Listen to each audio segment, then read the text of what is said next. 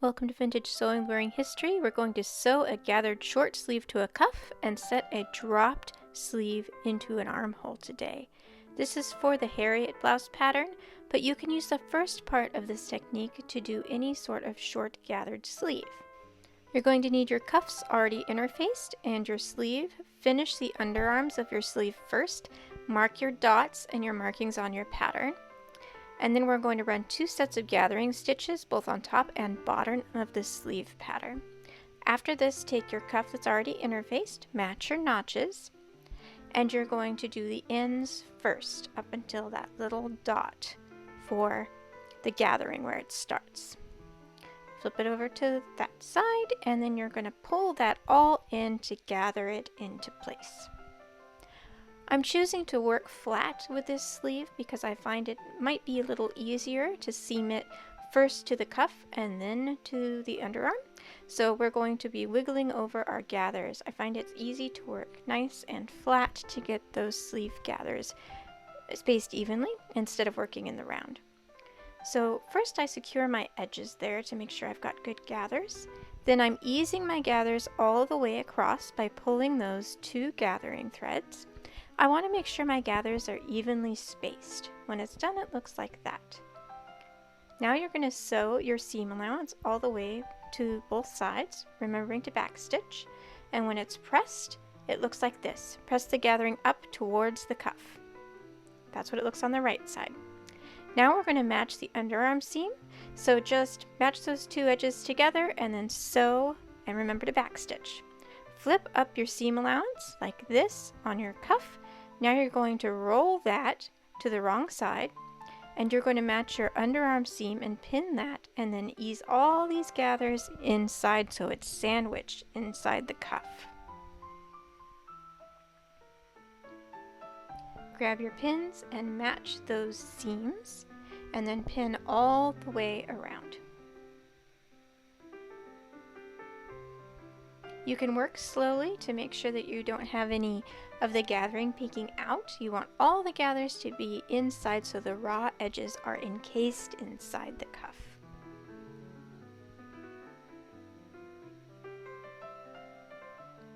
Make sure you work the cuff so that it lays nice and flat. You don't want any wrinkles or any bubbles, and you don't want it fighting itself. Now you're going to sew it all the way around. I'm using 1/8 of an inch seam allowance from the folded edge, and it looks like this when it's done. I'm taking it right side out now, and that's what it looks like. So that's how to do a gathered cuff. For the next part, we're going to put this into the armhole of a dropped shoulder blouse, like our Harriet blouse pattern. So you're going to need to gather the upper part of your sleeve, and you'll have your dots and your notches already marked. Match your underarm seam first, and then match the notches of your sleeve. On this particular one, we've got double notches on the front of the blouse. So pin those to place. Then you're going to ease in the sleeve into the armhole. It's normal for sleeves to not match exactly, so don't worry about that. Match the dots for the dropped shoulder. This is very important for this blouse. You need to have those dots marked. Now you can see a little bit of extra ease on the sleeve. That's quite normal. You're going to pull it and play with it on the bias so that it eases really nicely into that underarm of the blouse. Now I'm doing the other side. You're going to match those dots again. Right there to there. Pin that. And then you're going to ease in the sleeve to the blouse, matching your notches.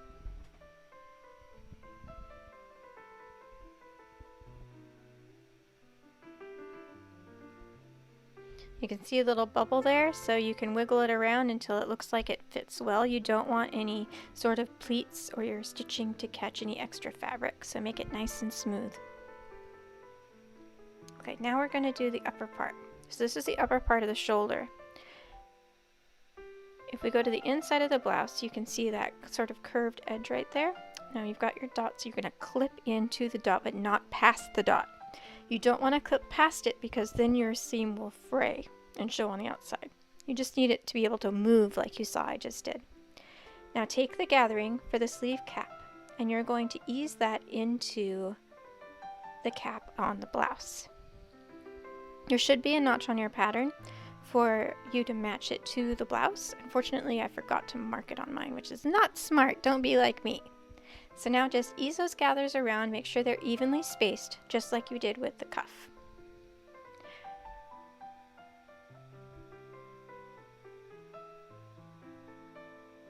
Again, the most critical part is right there next to the dot. So pull in your gathers there and make sure you've got a nice edge that your gathers sit up to. You don't want to get any sort of folds right there. I mean folds on the outside of the blouse. Of course you have gathers on the inside. Use your fingers to wiggle around your gathers so that they're evenly spaced and pin that. Pull the threads and get the edge really nice on the other side. When it's done, it should look like this. You're going to sew all the way around and you're going to stop right there at the wing. You can backstitch if you want and then go around to there and then all the way around on the inside.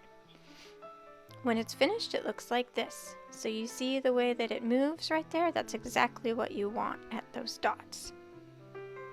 And again, just outside of the clip mark is where you want to sew. When it's pressed, it looks like this. And I have serged the inside of mine as well. So it's a really nice finish, and then that dot will come out with spray because it's water removable, but make sure you test your method of marking first. Okay, so the inside looks like that. It's a really fun look. It's kind of a Victorian throwback during the 1950s, and this is what it looks like when finished, with a really nice edge on the sleeve. I hope you enjoyed this tutorial. You can find the patterns on Wearing History on Etsy, also wearinghistory.clothing for printed patterns, and I've got Wearing History blog with lots of free fashion history content. Thanks for watching.